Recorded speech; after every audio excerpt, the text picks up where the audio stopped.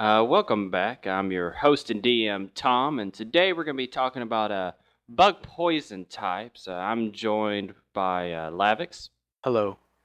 Denise, my wonderful assistant, aka Jordan. Oh, hi there. Oh, hi there. Zarayu, How's it going? Brigadoom, What's up? Kitsune, Hello. and the fabtabulous Yuki. Hi. Oh, my heart. Oh, sissy, right there for you. All right, so we're gonna start with bug types. I'm gonna put that right there because we've got a good amount of people here that at least want to talk a bit about bug types, if not had a lot of experience with bug types. We have pretty much a queen in the making when it comes to bug types, and I mean that in the most literal sense of the queen of a hive, Kitsune. He's in another one of our Poke D&Ds, and he's managed to accrue quite a large amount of bug types. So we'll be speaking predominantly to him with a few other people chiming in once we get more into the meat of it. Before we, of course, do all that, like always, we'll do a bit of a background information about bug types before anything else. So, bug types, they tend to be weird. And when I say weird, it's a lot like when I was talking about flying types in that manner. They're weird as in there's something different about them. Now, most of the time, people can look at that and you say, okay, there's the weirdness of that person, and you'll be able to pick it up much easier by now after watching the previous videos about the oddness of a person. But the difference is with bug types, you can see the different aspects of that weirdness going into a hive mentality. Bug types can work together in groups of large or small. For example, a lot of bug types will flock together, not flock, I guess, more like hive together would be the correct term for that.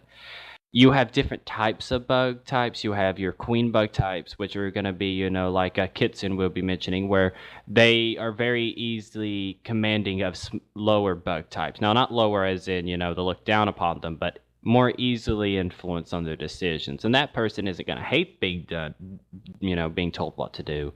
They're just going to kind of have this natural instinct to want to follow. Kitsune's more of a leader in the bug type world, where you have other types of bug types who are more followers, and that's just an aspect of humanity coming through in this typing. Now, bug types themselves, that weirdness I was talking about, it's a bit different than like the guy that plays guitar and only plays guitar. We were talking about with flying types or things of that nature. The weirdness of a bug type is more akin to somebody who really likes science, but like isn't like liking it to the point to where you consider it a passion, but they just have this weird obsession with it. For example, somebody who knows way too much about the human hand. That's the kind of weirdness you can get with bug types. Somebody who knows too much about their job. Like, it isn't like they're passionate about it, isn't like they like it, but they know too much about their job. They know more than is necessary for them to get ahead. Those are type of qualities you can see demonstrated in a bug type. And with that kind of basic things being said, I feel we're going to go ahead and move on because Kitsune, Bubby, Yes. Bubba Power, friend of mine, you're a queen. I am. You know this. We all know this by this point. Why First of all- don't you tell us how your highness came about? Well, really just all started with one of my Pokemon just listening to me and eventually just evolving to the point where I didn't even really have to talk to it. It just knew it needed to command everything around it for me. Delegation. I mean, a queen delegates. The queen in the hive doesn't always directly order her soldiers. You're right. Sometimes she has people doing it for her. She's got better things to do, like eat and poo babies. Exactly.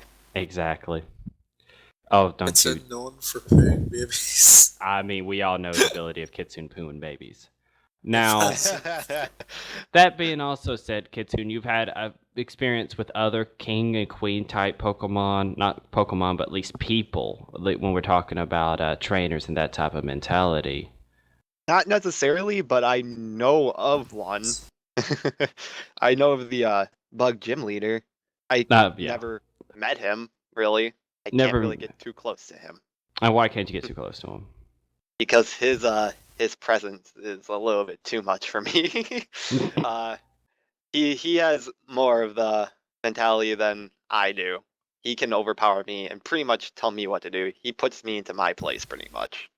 All right, so it's the difference between like Duke and King type status, In Yeah. that scenario, you're more of a duke and he's more of the king.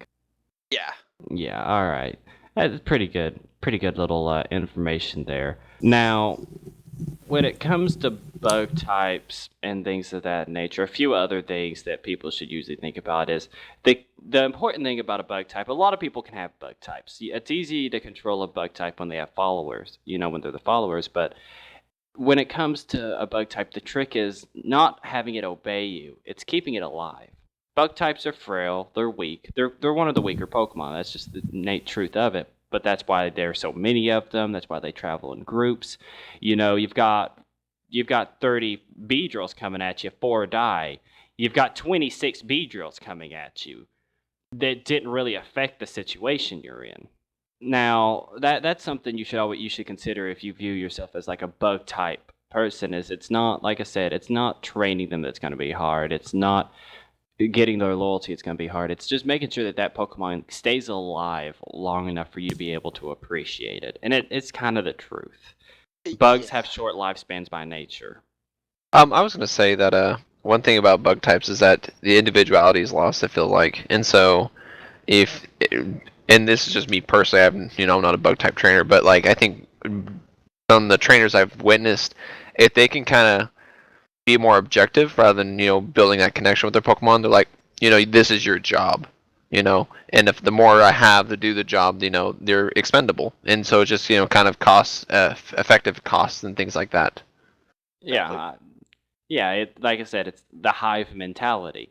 You're a drone, and these are your objectives, and this is what you're used for. You're obviously different than my soldier here, and his objectives are different, and all those objectives are different than my own personal objectives, which you all go for because you're underneath my control.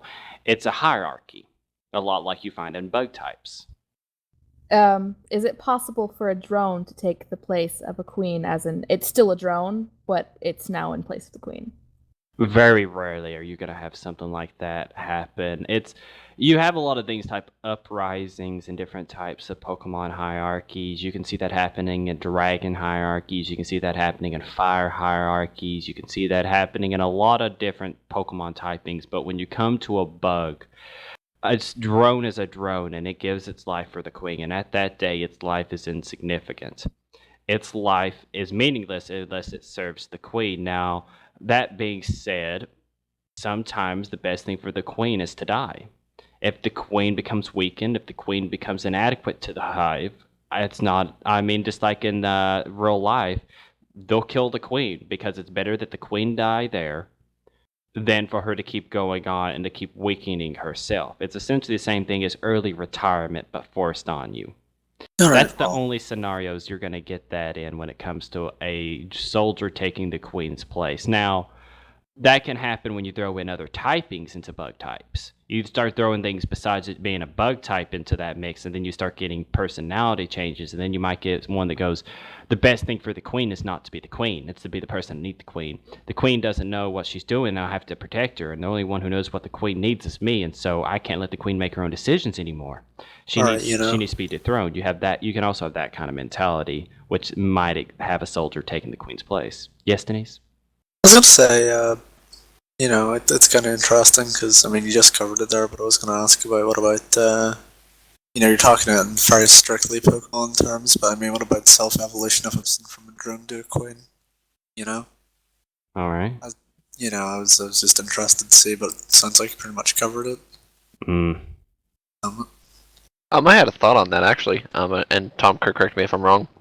I feel like if the trainer starts off as a drone and basically, I mean, obviously it would have to be a queen somewhere. The Pokemon, assuming the Pokemon is the queen, you are then meeting its needs. You are then doing what it wants, and then that evolutionary process is where you know what's better for the group. The group being the hive. That queen is no longer the queen anymore. It's like I'm going to repurpose you. You're going to serve me now because the hive survives. But obviously, maybe it might come to be that, well, actually, you're not going to allow that, and this has to happen for our group to continue. So therefore, I'm going to kill you. Yeah, I mean that's an interesting way to look at it, but I also think it's quite interesting to look at it from a party dynamic, and the fact that hey, everyone in D&D is generally in a party. That kind of an idea. Mhm. Oh, so not just the trainer with his Pokemon as a party, Yeah. but actually the other trainers. Okay, I gotcha. Yeah. Would that potentially make bug types as dangerous as, say, ghost types could be? Because if there's the queen, the drones could easily decide, oh, this person's a danger, Yeah. and kill them off as quickly as a ghost type could. Well, Oh, easily. you know. But that when that comes more along the lines, the difference between like a ghost type and the bug type in this manner is the ghost type can just not have control of a Pokemon because the Pokemon's its own individual person. It's friends with that trainer. The bug types are looking at it as a much more serious ordeal.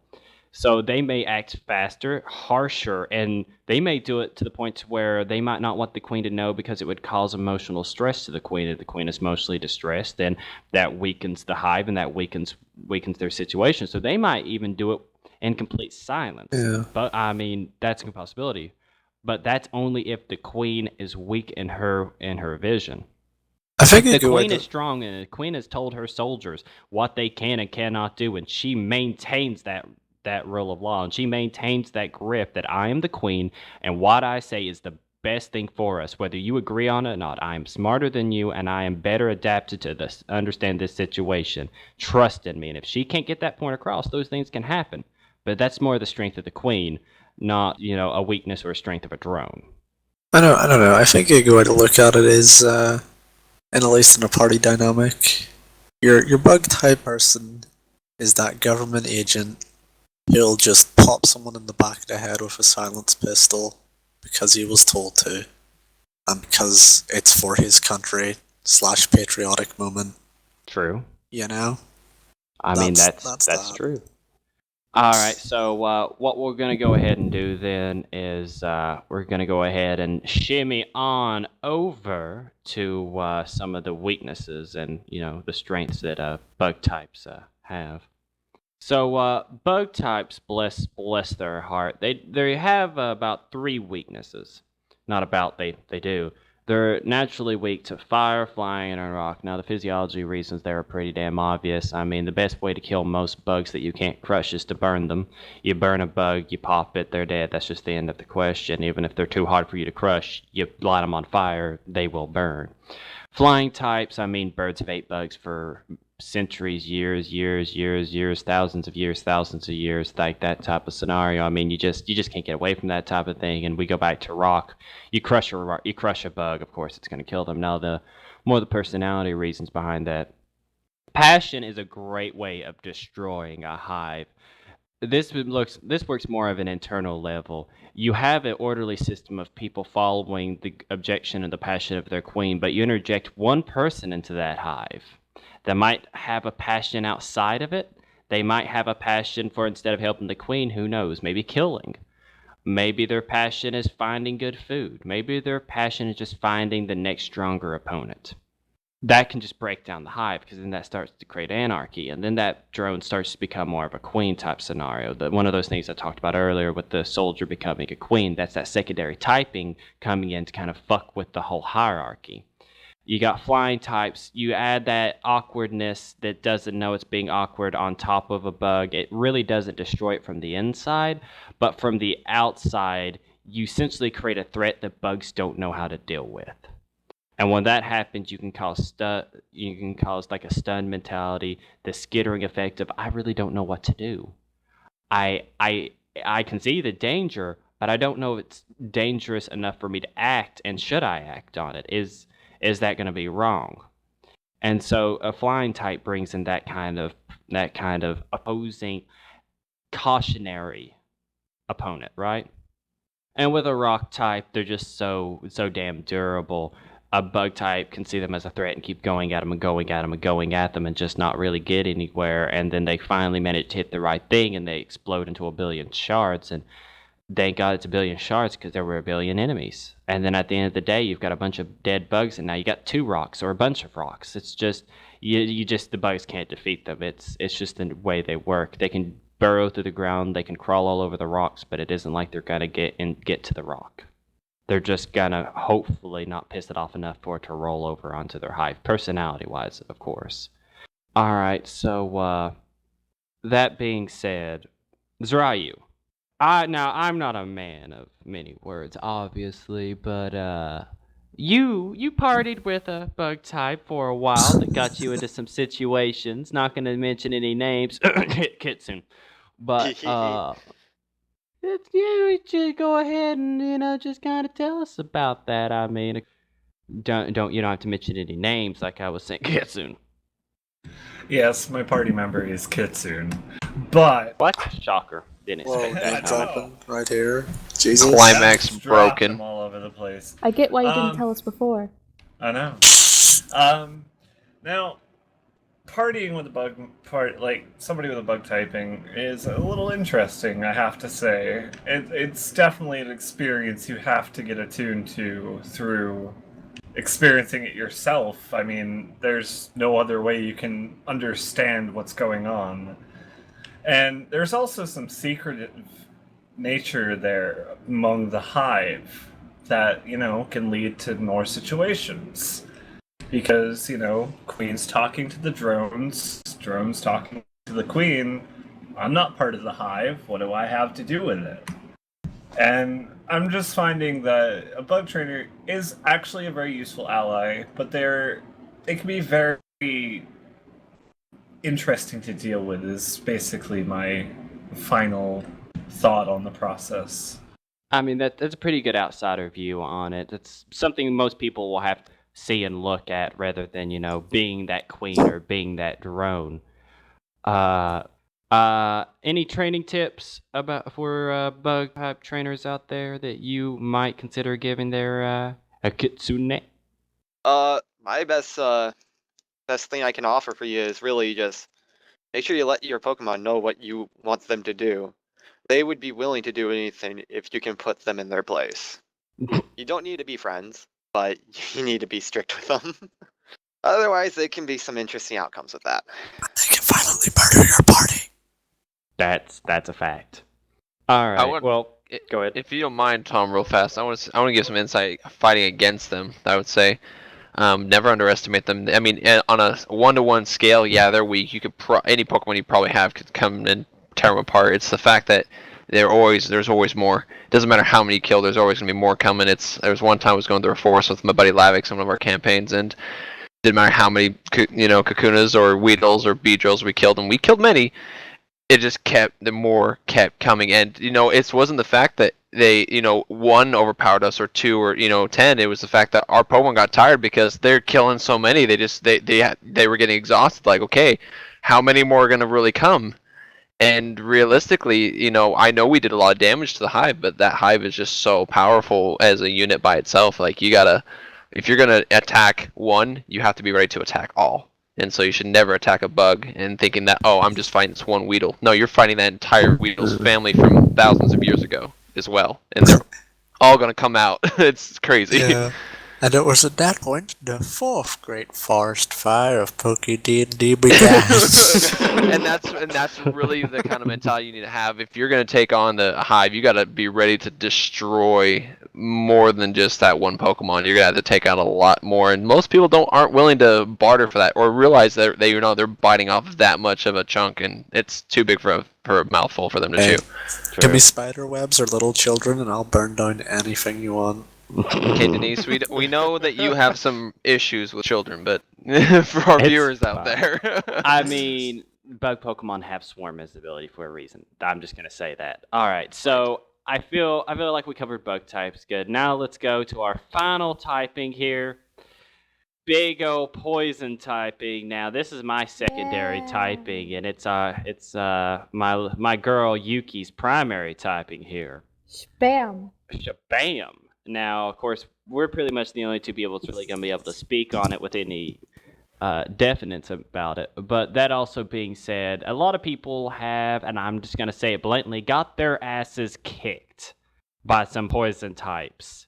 If I had all 6 Pokemon, I would have won. I don't know, you lost against the Viper. And if you would have had your pants down, you wouldn't have shit on yourself there, Lavix. We can do what ifs all days, but still. All right, so a little bit of background information on poison types. Now, this conversation about poison types, and we do a bit of disclaimer before we get into it. The whole point of poison types is that they're secretive, that they're deceptive. I mean, look at all the abilities of poison types: smokescreen, minimize. Almost all their abilities cause poison, which is just guaranteed you're going to keep taking damage. You have a lot of different abilities that just kind of make it harder for you to hit them, harder for you to deal with them, and harder for you to really be able to tell what they're going to do. At least if you think about it in a more realistic sense. Smokescreen is going to obscure your vision. Things of that nature are going to be deceptive by nature. Even look at the fact that the poison gym leader was Koga and he was supposed to be a ninja. It's that concept of deception and secrecy. Now that's why we're not going to tell a lot about poison types, because that's that typing's thing. You can't give away too much about the typing, otherwise it will lose some of its prowess. But that being said, we are going to cover some basic things that everybody should know about them. So a few other basic things besides, the secrecy of it. Poison types are going to be weak. They're, if I am right, they're one of the naturally weakest type of Pokemon stat-wise. On top of that, they also have a pretty limited move range sometimes, but the moves they can learn usually do have good secondary side effects, which goes along the lines of more like unexpected things. A poison type comes at you with smokescreen, then doesn't use a poison type move, and you didn't expect that move, but that's one of like the 7 moves. It doesn't know that it knows that it isn't poison. That type of scenario. Poison types also tend to be very self-conscious about themselves. A poison type knows it's weak, and that's why it's so secretive. That's why it's deceptive, and that's why it doesn't fight honorably. I'm going to say right now, poison types don't fight honorably. There's no honor in poisoning your target and then stalling it to death. That's just the truth. That victory doesn't say anything about I'm stronger than you. That victory says I wanted to win, and I don't give a shit how you view me afterwards. I wanted to survive, and I didn't give a shit how you thought about me afterwards. I'm weak. I don't give a shit. I'm not going to play fair. And that's kind of a mentality you're going to get with poison types. All right, that weakness, that sadness, that I'm insignificant, I'm not strong, and I have to resort to these type of manners to win. I have to resort to these manners. And I actually would definitely agree with that. Going back to what UK said earlier about, Survivor beat Lavix. Well, if I remember that fight correctly, it was a duel. And I think Lavix was restraining himself because he wasn't trying to kill the Pokemon. Whereas, obviously, your Survivor actually did a lot of potentially permanent damage to his Pokemon in return. You went for the victory because you wanted to win. And that's, I think, goes really well with that. Because I know that you're a newer trainer. And so you had a lot to prove to yourself. And at least in my personal opinion, of course. Well, definitely. You kind of, for someone who Lavix, as I consider one of the top trainers, it's like, all right, I gotta finish this as quick as I can because some ghost shit's gonna come out of his ass, and I'm gonna get my ass kicked. Well, also So- literally ghost type. Literally coming out of his ass. It's terrifying, booty ghost I mean, shit. It's a thing about I'm learning about poison type is that they could potentially are very dangerous to everyone around them. Like and the newest one of my Pokemon, Mamba, is a very fucking poisonous snake. So it's like I have to be really careful. I can't use poison gas around my party members, or they're gonna get poisoned too. It's a big factor of a lot of poison is AOE for poison trainers, so that's a little potentially dangerous around them. Of course. Now, Sissy, what are some other things you've learned about poison types? I mean, you're the only primary poison type that's actually been in a D&D. You're the only person that's actually attempted to get poison types and actually look for them. I mean, hell, one of the first poison types you ever had was a Gulpin. You can't get more poison than that. Well, I mean, I've learned a lot where it's like, if a poison type's gonna trust you, they're gonna tell you their weaknesses. And that goes on varying different lengths of how stupid or smart or good that poison type person is. Where it could be like, oh, I'm hiding my weakness. That's like, oh, I'm really scared of heights. And I'll just make it blatantly obvious that I don't like heights. And then everyone knows it.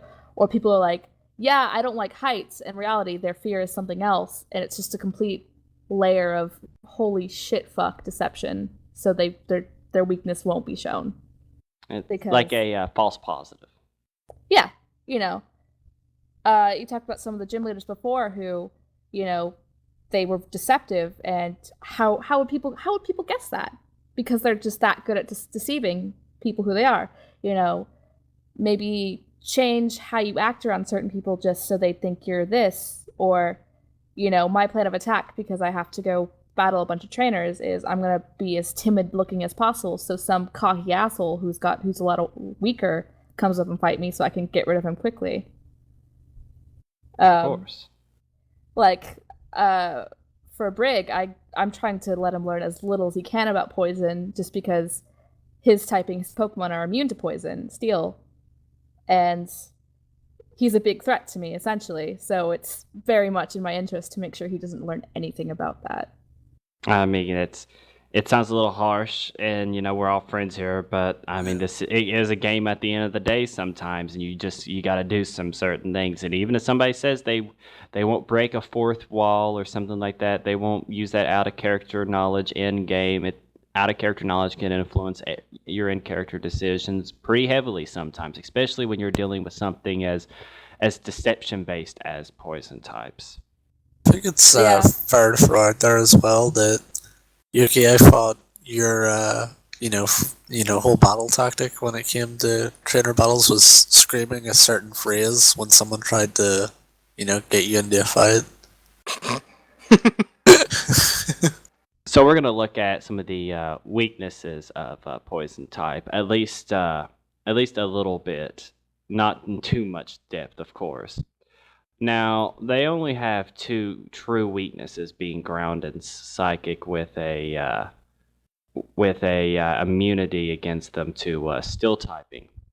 Now ground, I mean, you can't poison the ground. That's the truth. You can't deceive the ground just because it's the ground. It doesn't give a shit. There are all the smoke and all the poison and all those clouds in front of them, and at this end of the day, you're gonna eventually touch back down on the ground. You're gonna affect the ground, and they're gonna know what you're up to. That deception just doesn't work. Same thing with a psychic type. You could sit there and throw up all that smoke you want, all that poison gas, try to deceive them, but at the end of the day, a psychic type, you can look a bit into the future, can see what you're planning, and they can avoid that deception through that. You put on top of that a steel type who you just can't poison. You can't poison them. I mean, how can you poison steel? You can't. It just makes sense. Even personality-wise, that want to be better, to augment themselves to fit a situation, not get stronger, just become better in that one aspect by weakening themselves in others. That's a very effective way to deal with a certain type of deception. So you come across one type of a deception, the steel type augments himself to be better at dealing with that type of deception. There you go, immunity in tow. They literally, at that point, just change the rules and okay, well, I'm good. I don't need to see anymore. I can do perfectly fine doing this. I can understand through this different manner. Magnetism, fuck it, something like that. Personality is the same way. You don't want to show me who you truly are? Fine, I'll quit waiting for you to tell me. I'll find out it myself. That's I mean, that's the truth. That's that adaptive mentality that a steel type has, somewhat in union with a normal type, but not as much. Of course, normal types aren't on the list of being effective or ineffective against them, but that's because they're normal. It's really hard to be anything but normal when you're like that. Now, Sissy. Yes. Tell me, hon, what if you had to give some tips? Because honestly, there's not much more I want to talk about on poison, because we can't anymore, and we'd start giving away some serious shit that needs to be kept secret, honestly. So if you had any training tips for people who would be poison types, what type of tips would you give them? Main tips that I've learned is stuff about how interacting with them. How you said before, if Brigadoom had any poison type, he'd make them want to commit suicide. Yep, true. Not purposefully. It would Not be a purposefully, byproduct of course. training style. I want that to be Because, clear. I mean, yeah. So, stuff like, for me personally, dealing with people is I'm gonna do my best not to let them know anything about me. But if there's something they need to know and I trust them enough, I'm gonna tell them. So any secrecy isn't necessarily because I dislike them. It's just because we're not really that close of friends yet. Okay. Kind of deal. So I'd say that might be similar with a lot of poison type meeting. If you're gonna find any poison type, it's gonna be in the places you don't want to go, which is a sad reality, because they don't have the biggest self-esteem. Why would any trainer want me? All I do is just spit poison. I'm ugly kind of mentality that they have. Mm-hmm. One thing that So- I would like to go a little more in depth about in this, I mean, obviously you guys, can choose it if it's worth it or not, is that I'm still trying to grasp why they would not meld well with me. Obviously, I mean, because I feel like I'd be a very affectionate trainer to my Pokemon, but you guys blatantly said Pokemon commit suicide one day. I wouldn't know. One day, yeah, it look like it's happy, and then gone. And I don't understand, how through all the affection I would be providing that it would feel the need to quit. For what out there, it's kind of, this is going to maybe sound a little bit dark, but it's kind of like with people who actually commit suicide, a lot of the time they'll seem fine, but there's a lot of signs when you look back on it and like, ah, shit. Oh, okay, they actually weren't fine. I Yeah. thought I was doing okay by them, kind of thing. Also, on that note, kind of just like the mental image this has given me of, Brig getting his poison type being like, hey buddy, and then just screaming at it for itself to commit suicide.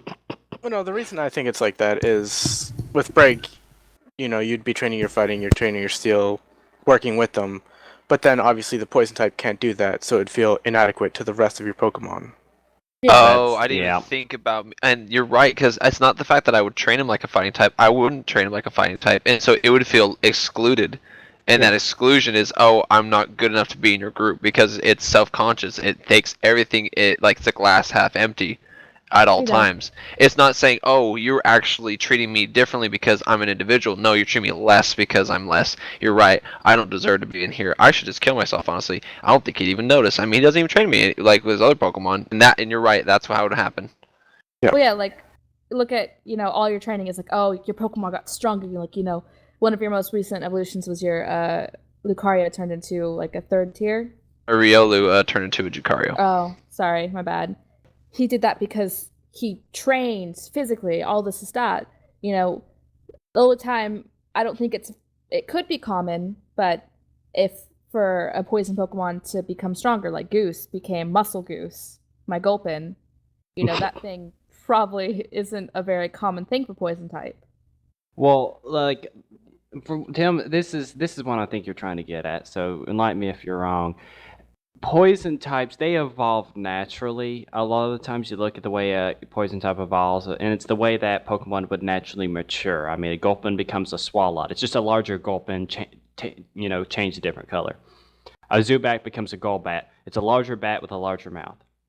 I mean, you look at the whole Nidoran and the Nidoran male and female evolutionary lines, they're just literally getting larger.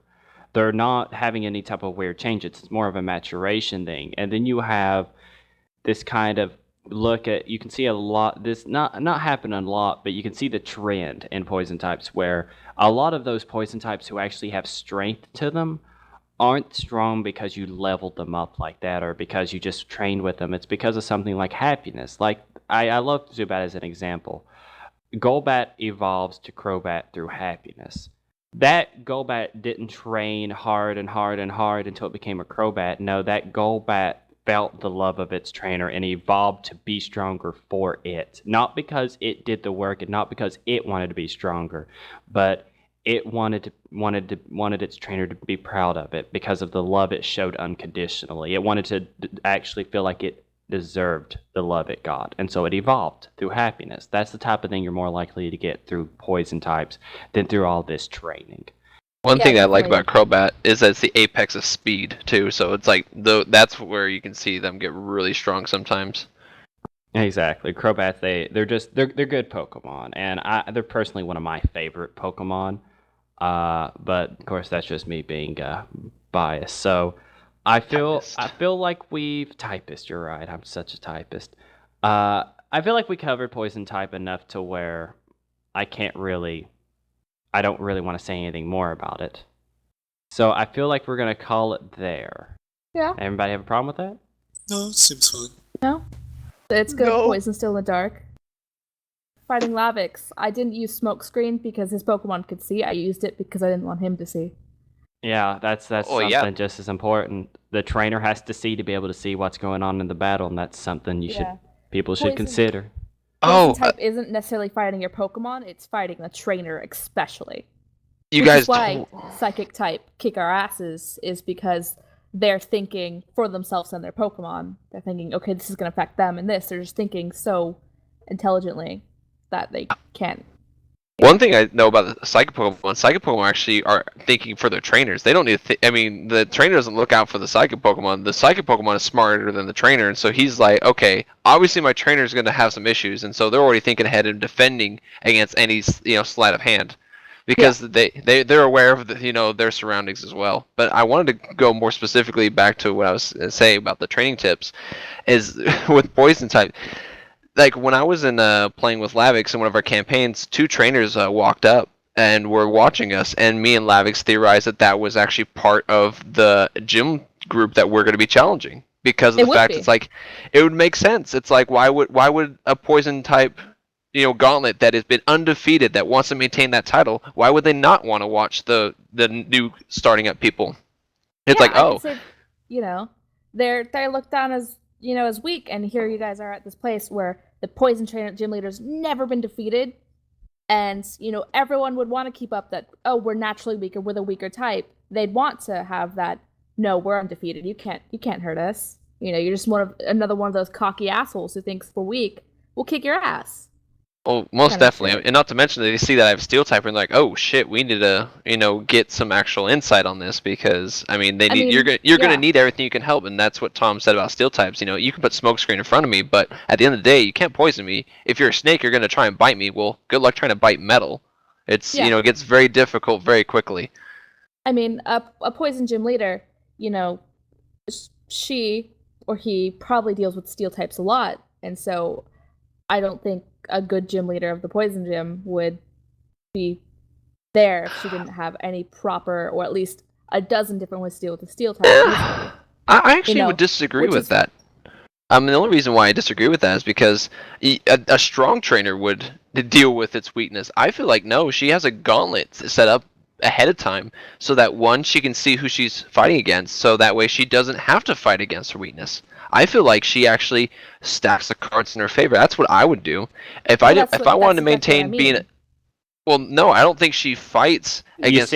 I'm gonna stop you right there, just because of one reason. That's you not being a poison type. How would that make her look, and how would that make her Pokemon feel? That she couldn't even trust them enough to fight. She had to stack so much opposition in front of her so that she never had to rely on them. Don't know. That's the reason why I'm poison type suiciding again. There's nothing wrong with the gym. There's nothing wrong with the gym leader fighting somebody every once in a while, and the gauntlet's there for a reason, and it's for people to fight through and go through. It's the poison gym leader's never been defeated in that world in 25 years. She's been fought multiple times. Oh, well then that's good to know. If you were looking for, if a Steel type or any of that typing would look for a gym to fight, oh, let's go fight poison. They don't affect me. That's true. I didn't think of it that way. I guess it's because of how I don't fight. I don't in our favor because because we're weak, we're making it the best for us as possible. Why not? Why shouldn't we do that? There's no reason why not to. Exactly. Mm-hmm. Who's to say Who's to say there's even a static gauntlet you're going through? Maybe she changes out the gauntlet every once in a while. Maybe there's a different gauntlet every week. There's the multiple possibilities of deception going on. That is what the whole point of the poison type is. You don't know what's going on, and as much as you try to theorize that your type is going to come out, and that's just going to nail you to the cross. Yeah, because you'll try everything you can, and we'll see everything that you do. You could get so desperate that you do your best move you have or your best battle plan, and we'll see it at some point. And then now that's ineffective against us because we've already thought of 3 ways or 4 ways or 1 way how to do it, how to beat it. Or at least avoid it. I would say that. Yeah. Well, I think avoiding is beating. The gauntlet in that scenario could be multiple ways. It could be to keep you from getting to her, or it could be so you are forced to fight 3 opponents and beat poison 3 different ways. And so by the time you get to her, what do you have underneath your sleeve? What about this is just something that popped to my head, if you're fighting the gauntlet in succession and then maybe the poison gym leader tomorrow or whatever like that, or at the same day, someone's going to you're going to be poisoned by then. And whether it's something that Speaker, you're right. yeah. So the first gauntlet, you're going to be poisoned. I don't know if you'll get a chance to heal up, but you're being poisoned and you're being weakened throughout the whole time. So you fight in the next one. You don't even know you're poisoned at this point, or you know it, but you're not seeing it. It's stuff like that. Yeah. All right, I'm gonna stop it there before we go too far into this poison, because, like I said, Brig in one of his campaigns, he's gonna be trying to fight the poison gym leader, so he's trying to get about as much information out of this as possible, which I'm gonna shut him down right now, so he Little doesn't. shenanigans, I'd secret say scroll like 6 shit. things to fuck him over, Tom. Fuck him up. Like keep like, oh shit, no. Oh shit! Well, no. I'm just Yeah, trying. I'm doing what a unfortunately, he has steel me on type his side, does, too. trying to be the best that I can be in whatever this time aspect not I gonna am. lose. So. Yep.